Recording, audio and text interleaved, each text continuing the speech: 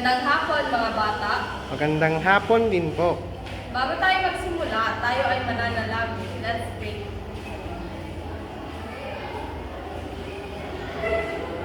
Amen. Amen.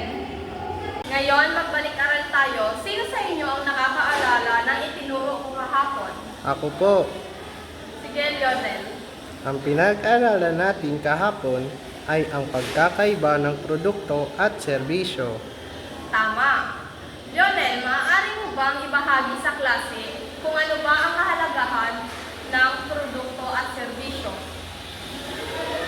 Ang produkto ay karaniwang likha ng kamay o makina at meron ring likha ng isip. Meron ako ditong inihanda na pinaghalo-halong letra at bubuuin nito upang makabuo tayo ng mga salita. Ang una, anong salita ba ito kapag nabuo? Ako po. Lionel, Tahian. tama. Ang susunod naman ay Jolly. Karinderya po. Tama. Next.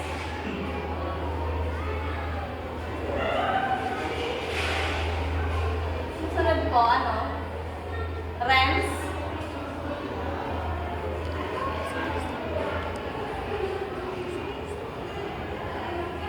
Sari-sari store. Okay, tama. Susunod naman, MJ. Buy and sell po. Very good. Next. Chel.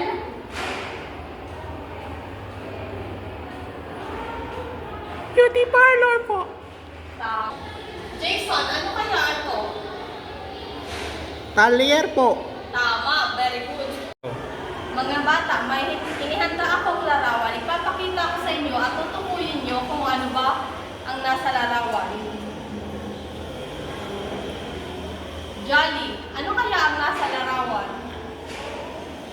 Tindahan po. Tama.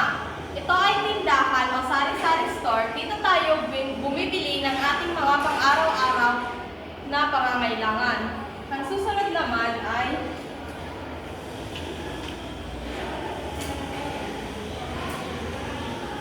Michael, ano kaya ang nasa larawan? Karinderya. Tama. Ito ay kainan na kung tawagin ay karinderya. Dito kumakain ang mga mag-aaral at nag-uopisina dahil ang mga tinda dito ay nasa murang halaga.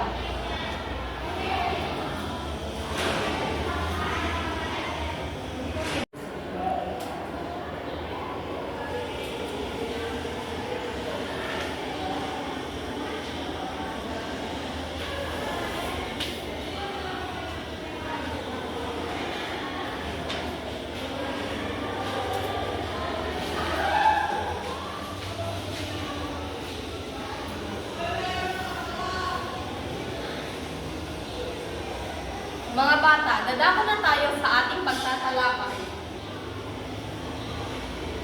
Tahian. Ito ay negosyo kung saan gumagawa ng mga damit o basahan o anumang produktong gawa sa tela sa pamamagitan ng makina. Sari-sari store. Ito ay nilikha ng mga tao na anumang uri ng produkto sa isang barangay. Vulcanizing shop. Negosyo kung saan ginagawa ang butas na gulong ng mga sasakyan. Karenderya. Negosyo kung saan kumakain ang mga tricycle driver, mag-aaral at nag-uopisina sa murang halaga. At ang huli, barbershop. Negosyo na nag-aalok ng gupit sa buhok ng mga lalaki. Para sa inyong pangkatang gawain, sa unang pangkat, meron ako dito mga larawan at hahanapin nyo sa mga salitang ito kung ano ba ang negosyo na nasa larawan. At sa pangalawang pangkat naman, hanapin sa Hanay B ang mga serbisyong ibinibigay ng mga negosyong na nasa Hanay A. Magaling mga bata. Naiintindihan niyo ba mga bata ang ating nilalakay ngayong hapon? Opo. Okay, magaling. Ngayon, ano ang mga nakikita nyo sa inyong pamayanan na iba't ibang uri ng negosyo? Okay, Lionel? Ano po? Computer shop, barber shop, at karinderya po, at tindahan. Okay, tama. Magaling. Para sa inyong gawain, isulat ito sa papel at may 5 minuto kayo para sagutan ito. Isulat ang nawawalang ticket sa loob ng kahon upang mabuo ang mga uri ng negosyong hinahanap. Okay, magsimula na kayo. Tapos na ba kayo mga bata? Opo. Okay, magaling. Ngayon, pagpalitan kayo ng papel at sasagutan natin ito. Sa una, kung saan gumagawa ng mga damit o basahan. Ano kaya ang negosyo ito?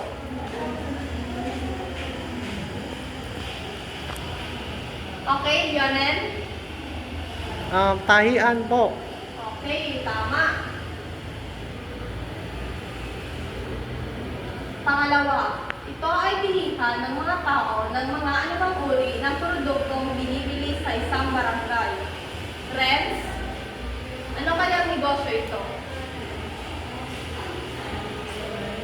Sari-sari store. Okay, magaling.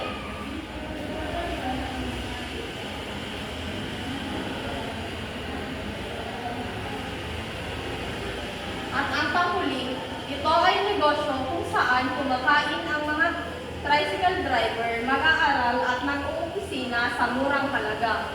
Johnny? Karinderya po. Tama.